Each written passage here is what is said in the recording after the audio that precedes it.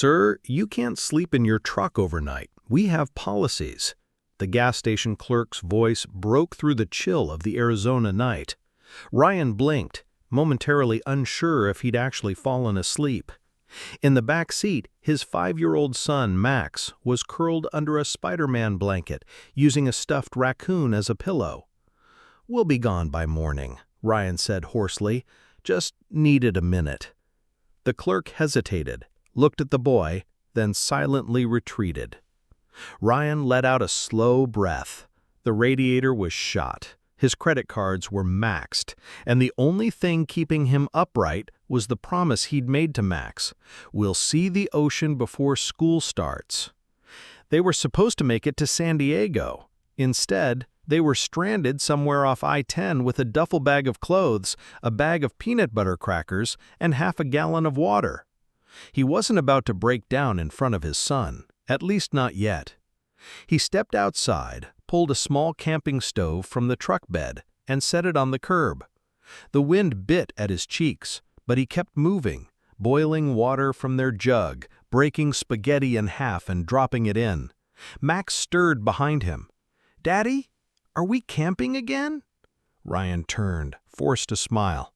"Best campsite on Route 10. Max grinned, still half asleep.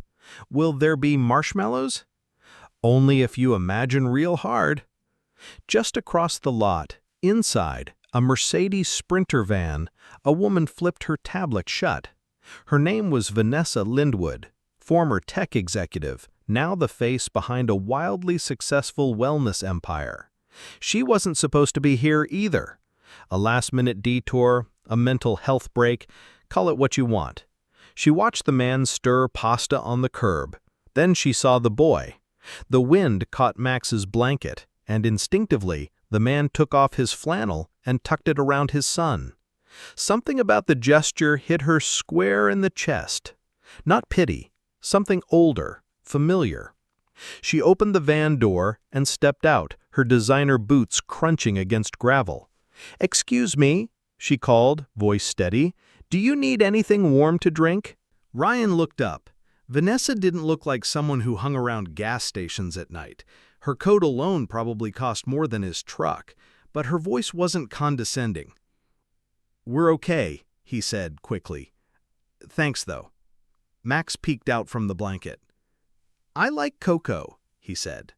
Vanessa smiled gently. Then it settled. Minutes later, the three of them sat at a folding table just outside Vanessa's van. Max sipped cocoa from a travel mug almost too big for his hands.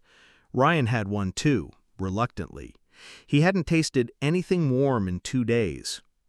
"You don't have to do this," he said. "And yet, here we are," she replied. "Besides, I was tired of eating protein bars alone." They talked, not about money or struggle, about dreams.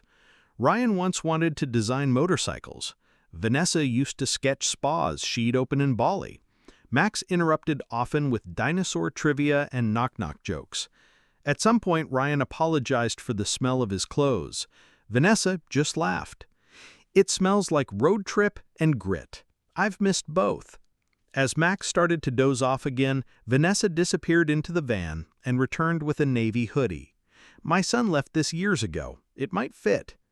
Ryan hesitated. "I don't know what to say." "You don't need to. You gave him your shirt. I'm just returning the gesture."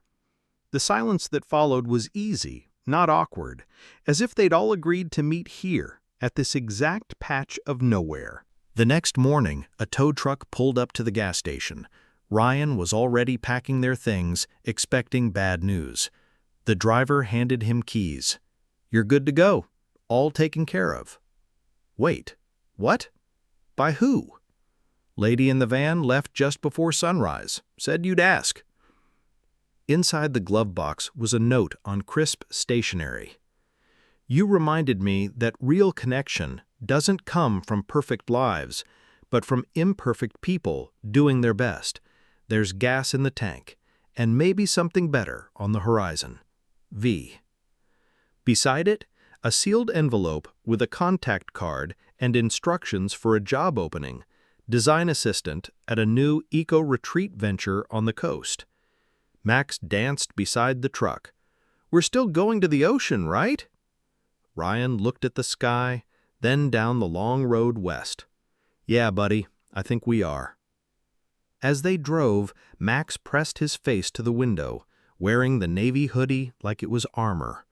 Ryan's eyes flicked to the rearview mirror. He didn't know if he'd ever see her again, but the warmth she left behind, that was enough.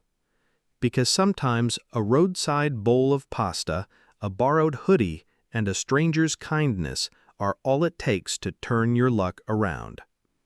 And keep a promise to a little boy with big dreams and a stuffed raccoon named Ted.